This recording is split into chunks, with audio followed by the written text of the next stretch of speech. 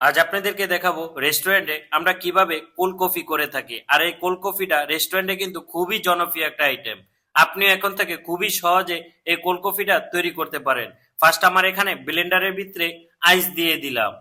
তারপরে এখানে টি স্পুনের 1 চামচের মতো কফি দিয়ে দিলাম। তারপরে 2 চামচের মতো এখানে চিনি দিয়ে দিলাম। চিনিটা আপনাদের স্বাদ অনুযায়ী আপনারা দেওয়ার চেষ্টা করবেন। তারপরে এখানে গুঁড়া দুধ দিয়ে দিলাম 2 চামচের মতো।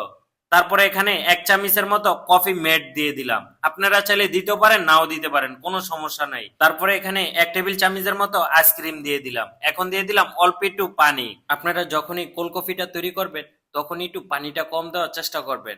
আর এখানে আইসটা বেশি দেওয়ার চেষ্টা করবেন, কারণ কোল্ড কফিতে সবসময় আমরা আইসটা একটু বেশি দিয়ে থাকি। আমার কোল্ড কফিটা ব্লেন্ডার হয়ে গেছে। এখন আমি যে গ্লাসটা আছে এই গ্লাসটা অল্প একটু সিরাপ দিয়ে গার্নিশ করে নিলাম।